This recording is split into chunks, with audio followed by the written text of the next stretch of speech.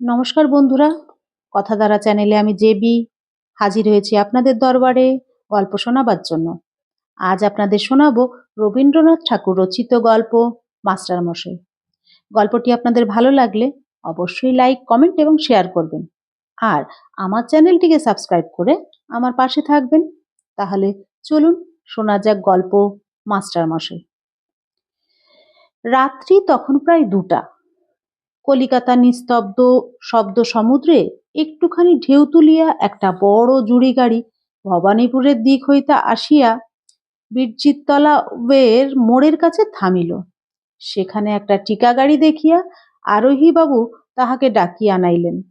তাহার পাশে একটি কোট হ্যাট পরা বাঙালি বিলাত ফেরতা যুবা সম্মুখের আসনে 2 পা তুলিয়া দিয়া একটু মদমত্ত অবস্থায় ঘাড় নামাইয়া ঘুমাইতেছিল।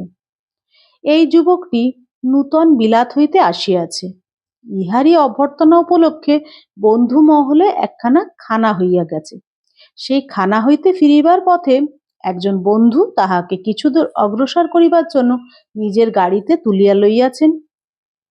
তিনি ইহাকে 2-3 বার ঠেলা দিয়া জাগাইয়া কহিলেন, মজুমদার, গাড়ি পাওয়া গেছে, বাড়ি যাও। মজুমদার সচকিত হইয়া একটা বিলাতি দ্রব্য গালিয়া ভাড়াটে গাড়িতে উঠিয়া পড়িল। তাহার গাড়োয়ানকে ভালো করিয়া ঠিকানা বাতলাইয়া দিয়া ব্রুহম গাড়ির আরোহী নিজের গম্যপথে চলিয়া গেলেন। ঠিকা গাড়ি কিছু দূর সিধা গিয়া পার্ক স্ট্রিটের সম্মুখে ময়দানের রাস্তায় মোড় লইল। মজুমদার আর একবার ইংরেজি শপথ উচ্চারণ করিয়া আপন মনে কহিল, এ কি, এ তো আমার পথ নয়। তারপরে নিদ্রাজড় অবস্থায় ভাবিল, হবেও বা, এইটিই হয়তো সোজা রাস্তা। ময়দানে প্রবেশ করিতেই মজুমদারের গা কেমন করিয়া উঠিল। হঠাৎ তাহার মনে হইল কোনো লোক নাই, তবু তাহার পাশের জায়গাটা যেন ভর্তি হইয়া উঠিতেছে, যেন তাহার আসনের শূন্য অংশের আকাশটা নিরেট হইয়া তাহাকে ঠাসিয়া ধরিতেছে।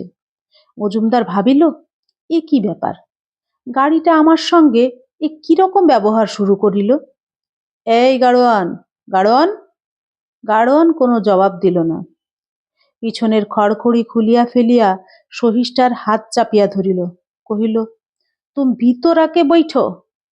সহিস ভীতকণ্ঠে কহিল, নেহি সাব, ভিতর নেহি জায়গা। শুনিয়া মজুমদারের গায়ে কাটা দিয়া উঠিল। সে জোর করিয়া সহিসের হাত চাপিয়া ধরিল, কহিল, জলদি ভিতরাও। সহিস সবলে হাত ছিনাইয়া লইয়া নামিয়া দৌড় দিল। তখন মজুমদার পাশের দিকে ভয়ে ভয়ে তাকাইয়া দেখিতে লাগিল। কিছুই দেখিতে পাইল না, তবু মনে হইল পাশে একটা অটল পদার্থ একেবারে চাপিয়া বসিয়া আছে। কোনো মতে গলায় আওয়াজ আনিয়া মজুমদার কহিল, গাড়োয়ান, গাড়ি রোখো। বোধ হইল গাড়োয়ান যেন দাঁড়াইয়া উঠিয়া 2 হাতে রাশ টানিয়া ঘোড়া থামাইতে চেষ্টা করিল।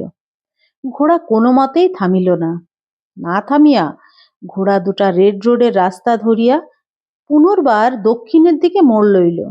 মজুমদার ব্যস্ত হইয়া কহিল, আরে, কাহা যাতা? কোনো উত্তর পাইল না। পাশের শূন্যতার দিকে রহিয়া রহিয়া কটাক্ষ করিতে করিতে মজুমদারের সর্বাঙ্গ দিয়া ঘাম ছুটিতে লাগিল। কোনো মতে আড়ষ্ট হইয়া নিজের শরীরটাকে যতদূর সংকীর্ণ করিতে হয় তাহা সে করিল, কিন্তু সে যতটুকু জায়গা ছাড়িয়া দিল ততটুকু জায়গা ভরিয়া উঠিল। মজুমদার মনে মনে তর্ক করিতে লাগিল যে কোনো প্রাচীন ইউরোপীয় জ্ঞানী বলিয়াছেন, নেচার অ্যাভোর্স ভ্যাকিউম। তাই তো দেখিতেছি, কিন্তু এটা কি রে, এটা কি নেচার? যদি আমাকে কিছু না বলে তবে আমি এখনই ইহাকে সমস্ত জায়গাটা ছাড়িয়া দিয়া লাফাইয়া পড়ি।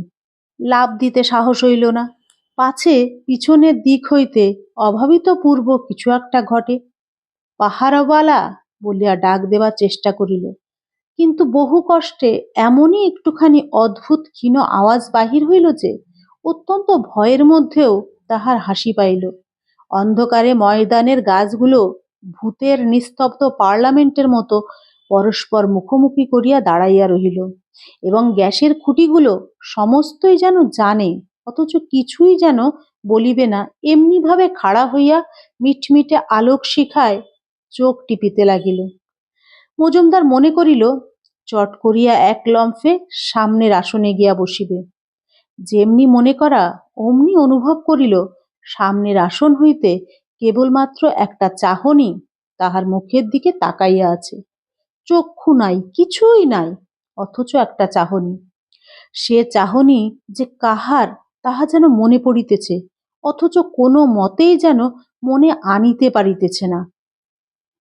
মজুমদার দুই চক্ষু জোর করিয়া বুঝিবার চেষ্টা করিল, কিন্তু ভয়ে বুঝিতে পারিল না। সেই অনির্দেশ্য চাহনির দিকে দুই চোখ এমন শক্ত করিয়া মেলিয়া রহিল যে নিমেষ ফেলিতে সময় পাইল না। এদিকে গাড়িটা কেবলই ময়দানের রাস্তার উত্তর হইতে দক্ষিণে ও দক্ষিণ হইতে উত্তরে চক্রপথে ঘুরিতে লাগিল। ঘোড়া দুটো ক্রমেই যেন উন্মত্ত হইয়া উঠিল, তাহাদের বেগ কেবলই বাড়িয়া চলিল। গাড়ির খড়খড়েগুলো থরথর করিয়া কাঁপিয়া ঝরঝর শব্দ করিতে লাগিল। এমন সময় গাড়িটা যেন কিসের উপর খুব একটা ধাক্কা খাইয়া হঠাৎ থামিয়া গেল।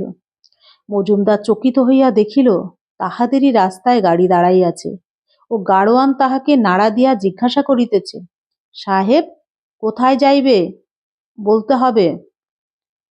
মজুমদার রাগিয়া জিজ্ঞাসা করিল, এতক্ষণ ধরিয়া আমাকে ময়দানের মধ্যে ঘুরাইলি কেন? গাড়োয়ান আশ্চর্য হইয়া কহিল, কই, ময়দানের মধ্যে তো ঘুরাই নাই। মজুমদার বিশ্বাস না করিয়া কহিল, তবে এ কি শুধু স্বপ্ন? গাড়োয়ান একটু ভাবিয়া ভীত হইয়া কহিল, বাবু সাহেব, বুঝি স্বপ্ন? শুধু স্বপ্ন নহে, আমার এই গাড়িতেই আজ 3 বৎসর হইল একটা ঘটনা ঘটিয়াছিল। মজুমদারের তখন নেশা ও ঘুমের ঘোর সম্পূর্ণ ছাড়িয়া যাওয়াতে গাড়োয়ানের গল্পে কর্ণপাত না করিয়া ভাড়া চুকাইয়া দিয়া চলিয়া গেল। কিন্তু রাত্রে তাহার ভালো করিয়া ঘুম হইল না। কেবলই ভাবিতে লাগিল সেই চাহনিটে কার। অধর মজুমদারের বাপ সামান্য শিব সরকারি হইতে আরম্ভ করিয়া একটা বড় হৌসের মুচ্ছুদিগিরি পর্যন্ত উঠিয়াছিলেন। অধরবাবু বাপের উপার্জিত নগদ টাকা সুদে খাটাইতেছেন, তাহাকে আর নিজে খাটিতে হয় না। বাপ মাথায় সাদা ফেটা বাঁধিয়া পালকিতে করিয়া আপিসে যাইতেন। এদিকে তাহার ক্রিয়াকর্ম দান ধ্যান যথেষ্ট ছিল। বিপদে আপদে অভাবে অনটনে সকল শ্রেণীর লোকেই যে তাহাকে আসিয়া ধরিয়া পড়িত, ইহাই যেন তিনি গর্বের বিষয় মনে করিতেন। অধরবাবু বড় বাড়ি ও গাড়ি জুড়ি করিয়াছেন, কিন্তু লোকের সঙ্গে আর তাহার সম্পর্ক নাই। কেবল টাকা ধারের দালাল আসিয়া তাহার বাঁধানো হুকায় তামাক টানিয়া যায় এবং অ্যাটর্নি অফিসের বাবুদের সঙ্গে স্ট্যাম্প দেয়া দলিলের শর্ত সম্বন্ধে আলোচনা হইয়া থাকে।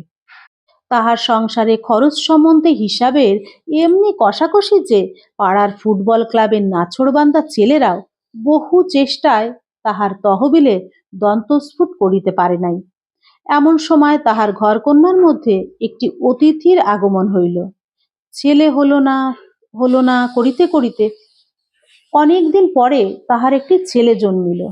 ছেলেটির চেহারা তাহার মার ধরনের, বড় বড় চোখ, টিকালো নাক, রং রজনীগন্ধার পাপড়ির মতো।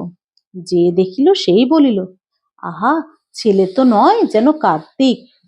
অধরবাবুর অনুগত অনুচর রতিকান্ত বলিল, বড় ঘরের ছেলে যেমনটি হওয়া উচিত তেমনই হইয়াছে। ছেলেটির নাম হইল বেণুগোপাল। ইতিপূর্বে অধরবাবুর স্ত্রী ননিবালা সংসার খরচ লইয়া স্বামীর বিরুদ্ধে নিজের মতো তেমন জোর করিয়া কোনোদিন খাটান নাই। দুটো একটা শখের ব্যাপার অথবা লৌকিকতার অত্যাবশ্যক আয়োজন লইয়া মাঝে মাঝে বচসা হইয়াছে বটে, কিন্তু শেষকালে স্বামীর কৃপণতার প্রতি অবজ্ঞা করিয়া নিঃশব্দে হার মানিয়াছেন। এবারে ননিবালাকে অধরলাল আটিয়া উঠিতে পারিলেন না। বেণুগোপাল সম্বন্ধে তাহার হিসাব এক এক পা করিয়া হটিতে লাগিল। তাহার পায়ের মল, হাতের বালা, গলার হার, মাথার টুপি, তাহার দিশি বিলাতি নানা রকমের নানা রঙের সাজসজ্জা সম্বন্ধে ননিবালা যাহা কিছু দাবি উত্থাপিত করিলেন, সবকটাই তিনি কখনো নীরব অশ্রুপাতে, কখনো সরব বাক্যবর্ষণে জিতিয়া লইলেন। বেণুগোপালের জন্য যাহা দরকার এবং যাহা দরকার নয় তাহা চাই চাই। সেখানে শূন্য তহবিলের ওজর বা ভবিষ্যতের ফাঁকা আশ্বাস একদিনও খাটিল না। বেণুগোপাল বাড়িয়া উঠিতে লাগিল। বেণুর জন্য খরচ করাটা অধরলালের অভ্যাস হইয়া আসিল। তাহার জন্য বেশি মাহিনা দিয়া অনেক পাশ করা এক বুড়ো মাস্টার রাখিলেন। এই মাস্টার বেণুকে মিষ্ট ভাষায় এবং শিষ্টাচারে বশ করিবার অনেক চেষ্টা করিলেন, কিন্তু তিনি নাকি বরাবর ছাত্রদিগকে কড়া শাসন চালাইয়া আজ পর্যন্ত মাস্টারি মর্যাদা অক্ষুণ্ণ রাখিয়া আসিয়াছেন।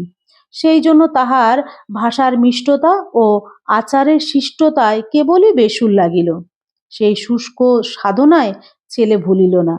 ননিবালা অধরলালকে কহিলেন, ও তোমার কেমন মাস্টার? ওকে দেখিলেই যে ছেলে অস্থির হইয়া ওঠে, ওকে ছাড়াইয়া দাও। বুড়ো মাস্টার বিদায় হইল। সেকালে মেয়ে যেমন স্বয়ম্বরা হইত, তেমনি ননিবালার ছেলে স্বয়ং মাস্টারা হইতে বসিল। সে যাহাকে না বলিয়া লইবে, তাহার সকল পাস ও সকল সার্টিফিকেট বৃথা। এমনি সময়টিতে গায়ে একখানি ময়লা চাদর ও পায়ে ছেঁড়া ক্যাম্বিসের জুতো পরিয়া মাস্টারির উমেদারিতে হরলাল আসিয়া উপস্থিত।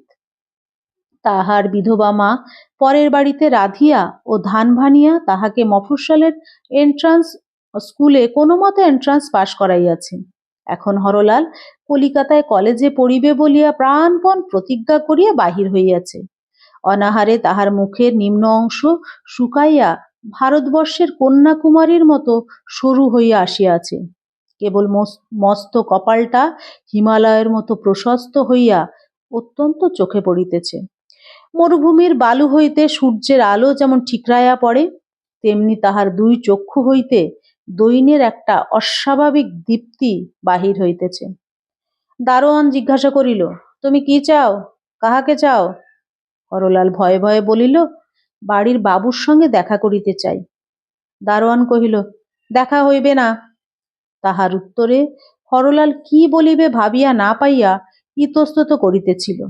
এমন সময় 7 বছরের ছেলে বেণুগোপাল বাগানে খেলা সারিয়া দেউড়িতে আসিয়া উপস্থিত হইল। দারোয়ান হরলালকে দ্বিধা করিতে দেখিয়া আবার কহিল, বাবু চালা যাও। বেণুর হঠাৎ জিদ চড়িল। সে কহিল, নেহি জায়গা বলিয়া সে হরলালের হাত ধরিয়া তাহাকে দোতলার বারান্দায় তাহার বাপের কাছে লইয়া হাজির করিল। বাবু তখন দিবানিদ্রা সারিয়া জড়ালো স্বরে বারান্দায় বেতের কেদারায় চুপচাপ বসিয়া পা দোলাইতেছিলেন ও বৃদ্ধ রতিকান্ত একটা কাঠের চৌকিতে আসন হইয়া বসিয়া ধীরে ধীরে তামাক টানিতেছিল। সেদিন এই সময়ে এই অবস্থায় দৈবক্রমে হরলালের মাস্টারি বহাল হইয়া গেল। রতিকান্ত জিজ্ঞাসা করিল, আপনার পড়া কি পর্যন্ত? হরলাল একটুখানি মুখ নিচু করিয়া কহিল, এন্ট্রান্স পাশ করিয়াছি। রতিকান্ত ভ্রু তুলিয়া কহিল, শুধু এন্ট্রান্স পাস? আমি বলি কলেজে পড়িয়াছেন। আপনার বয়সও তো নেহাত কম দেখি না। হরলাল চুপ করিয়া রহিল। আশ্রিত ও আশ্রয় প্রত্যাশী দিগকে সকল রকমের পীড়ন করাই রতিকান্তের প্রধান আনন্দ ছিল। রতিকান্ত আদর করিয়া বেণুকে কোলের কাছে টানিয়া লইবার চেষ্টা করিয়া কহিল, কত এমএ বিয়ে আসিল গেল, কাহাকেও পছন্দ হইল না, আর শেষকালে কি সোনাবাবু এন্ট্রান্স পাস করা মাস্টারের কাছে পড়িবেন? বেণু রতিকান্তের আদরের আকর্ষণ জোর করিয়া ছাড়াইয়া লইয়া কহিল, যাও। রতিকান্তকে বেণু কোনো মতেই সহ্য করিতে পারিত না, কিন্তু রতিও বেণুর ওই অসহিষ্ণুতাকে তাহার বাল্য মাধুর্যের একটা লক্ষণ বলিয়া ইহাতে খুব আমোদ পাইবার চেষ্টা করিত এবং তাহাকে সোনাবাবু চাঁদবাবু বলিয়া খেপাইয়া আগুন ধরাইয়া তুলিত। হরলালের উমেদারি সফল হওয়া শক্ত হইয়া উঠিয়াছিল। সে মনে মনে ভাবিতেছিল, এইবার কোনো সুযোগে চৌকি হইতে উঠিয়া বাহির হইতে পারিলে বাঁচা যায়। এমন সময়ে অধরলালের সহসা মনে হইল, এই ছোকরাটিকে নিতান্ত সামান্য মাহিনা দিলেও পাওয়া যাইবে। শেষকালে স্থির হইল, হরলাল বাড়িতে থাকিবে, খাইবে ও 5 টাকা করিয়া বেতন পাইবে। বাড়িতে রাখিয়া যেটুকু অতিরিক্ত দাক্ষিণ্য প্রকাশ করা হইবে, তাহার বদলে অতিরিক্ত কাজ আদায় করিয়া লইয়াই এইটুকু দয়া সার্থক করিতে পারিবে। এবারে মাস্টার টিকিয়া গেল। প্রথম হইতেই হরলালের সঙ্গে বেনুর এমনি জমিয়া গেল যেন তাহারা দুই ভাই। কলিকাতায় হরলালের আত্মীয় বন্ধু কেহই ছিল না। এই সুন্দর ছোট ছেলেটি তাহার সমস্ত হৃদয় জুড়িয়া বসিল। অভাগা হরলালের এমন করিয়া কোনো মানুষকে ভালোবাসিবার সুযোগ ইতিপূর্বে কখনো ঘটে নাই। কি করিলে তাহার অবস্থা ভালো হইবে এই আশায় সে বহু কষ্টে বই জোগাড় করিয়া কেবলমাত্র নিজের চেষ্টায় দিনরাত শুধু পড়া করিয়াছে। মাকে পরাধীন থাকিতে হইয়াছিল বলিয়া ছেলে শিশু বয়স কেবল সংকোচেই কাটিয়াছে। নিষেধের গণ্ডি পার হইয়া দুষ্টুমির দ্বারা নিজের বাল্যপ্রতাপকে জয়শালী করিবার সুখ সে কোনোদিন পায় নাই। সে কাহারও দলে ছিল না। সে আপনার ছেঁড়া বই ও ভাঙা স্লেটের মাঝখানে একলাই ছিল। ওতে জন্মিয়া যে ছেলেকে শিশুকালেই নিস্তব্ধ ভালো মানুষ হইতে হয়, তখন হইতেই মাতার দুঃখ ও নিজের অবস্থা যাহাকে সাবধানে বুঝিয়া চলিতে হয়, সম্পূর্ণ অবিবেচক হইবার স্বাধীনতা যাহার ভাগ্যে কোনোদিন জোটে না, আমোদ করিয়া চঞ্চলতা করা বা দুঃখ পাইয়া কাঁদা, এ দুটোই যাহাকে অন্য লোকের অসুবিধা ও বিরক্তির ভয়ে সমস্ত শিশুশক্তি প্রয়োগ করিয়া চাপিয়া যাইতে হয়, তাহার মতো করুণার পাত্র অথচ করুণা হইতে বঞ্চিত জগতে কে আছে? সেই পৃথিবীর সকল মানুষের নিচে চাপা পড়া হরলাল নিজেও জানিত না তাহার মনের মধ্যে এত স্নেহের রস অবসরের অপেক্ষায় এমন করিয়া জমা হইয়াছিল।